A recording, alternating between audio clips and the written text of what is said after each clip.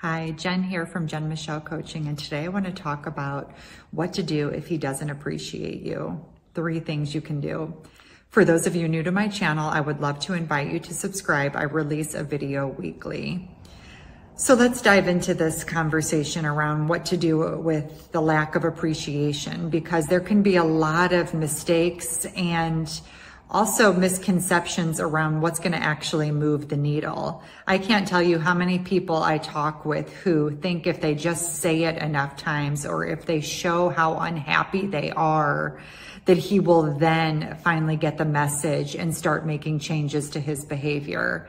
And I have to say that this is often just so far from the truth, because if you are just trying to show how unhappy you are, he's generally uninspired to step up, and in fact can often rebel against what he will view as controlling and manipulative behavior. Whereas I'll often hear, I'm just trying to say this is what I need, and if you do it, I'll be better. Like, how do we work together on this? But a lot of miscommunication occurs around the area of appreciation. So if this is your dynamic or sounds even remotely familiar, I want to talk about 3 things you can do that really will inspire new possibilities and a new up-leveling of him really showing up for you in the ways that are meaningful and allow you to feel loved.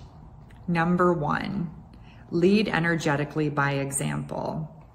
We often don't realize the ways in which we don't appreciate him.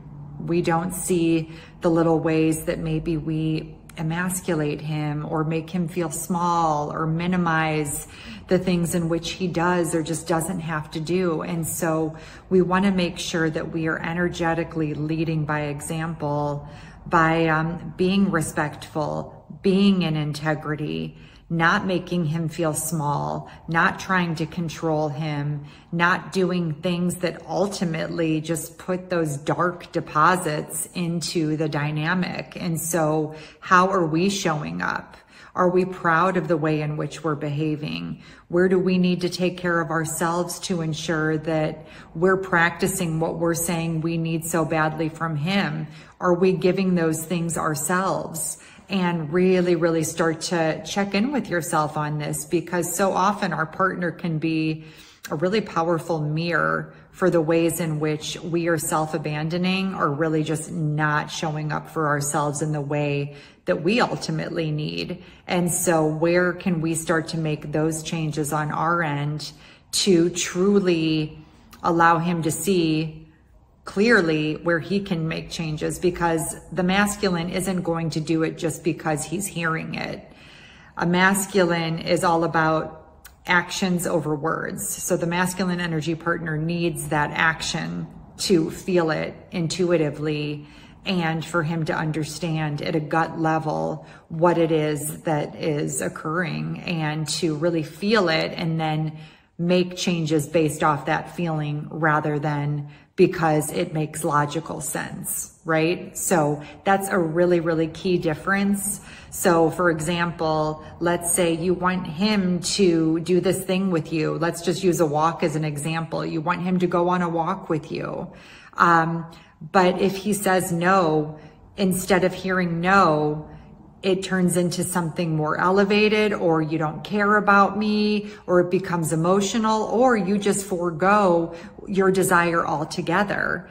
And part of like healing a dynamic that is unhealthy and that can get really contemptuous from a lack of appreciation is, how are you showing up for yourself? Are you doing the things that you know just really water the flowers independent of him? And can you take no for an answer? Can you really just let go of having to have it your way and be able to start to create that lightness and have that self-care routine in your life that allows you to really be more mindful and aware within the relationship dynamic? Number 2, thank him. It can be something so tiny, right? It starts off tiny. We're not going to just suddenly have massive grand gestures with someone that's been unappreciating us or not appreciating us for years or months at a time. It's going to start off small, but we grow what we focus on. And so you are thanking him for anything that he does that he doesn't have to do. Thank you so much for making me coffee this morning. Thank you so much for taking out the trash. Thank you so much for this lovely phone call. It feels really nice to talk with you. Whatever it may be, you're thanking him.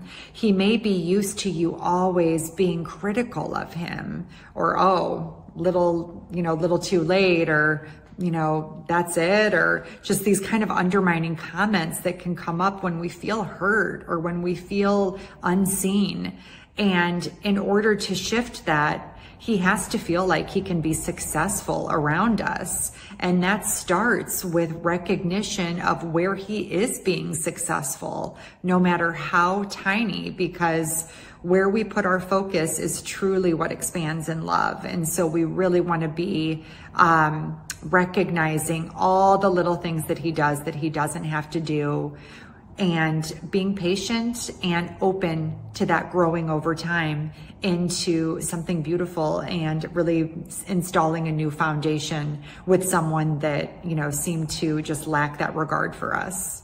Number 3, sharing when you're not triggered what you need. Sometimes we try to share what we want or what we need when we are really worked up and triggered, or there's this like really intense, heavy energy behind it, and it feels like a command, or it feels loaded, or again, going back to that controlling mechanism, and it is not going to go well. But if we can share what we need or what we desire and let go of the outcome is key, right? We're not going to like argue it or try to force it. But if we can just share from a light space, meaning our cup is full and it's not this heavy, intense energy, and then we can just speak our truth and let go, it's going to land very, very differently. And then we just stay open to see how it starts to sort of move and how that starts to be incorporated, because I have seen some really, really beautiful changes through all 3 of these practices, but just especially when we share what we need from an open heart, because that is really such a beautiful feminine way of communicating, because it's vulnerable, it's soft, it's in truth. And all of these qualities are very inspiring to another. So then you ignite his protective and more generous instincts versus his competitive and harder sort of instincts that make him view you like someone he has to beat at a race or something, right? And so it's really about that discipline and understanding of timing. And is pain leading me, or is love leading me? And self-adjusting or waiting until you can really express what it is you need or what's non-negotiable to you from a place of love and from a place of truth, and letting go. I would love to hear how these 3 tips support you in anything you're working on in your life. I have a digital program that I think is very helpful for communication with really any stage of love. We often don't learn the right ways to communicate. And so it is kind of a scripting program. It's magnetic sensitivity conversations, and I'll link it below. It's on my website, but it's really a lovely way to get an introduction to healthy communication in any stage of love. If you'd like to learn more about how I can support you in creating the level of love and intimacy you want in your life, please check out my website, jenmichellecoaching.com. I have lots of free resources there, as well as my complimentary quiz to help you discover the areas where you are already excelling in love and the areas where you need more awareness and support. So you can visit my website there. I will link it below. Much love, and see you all next week.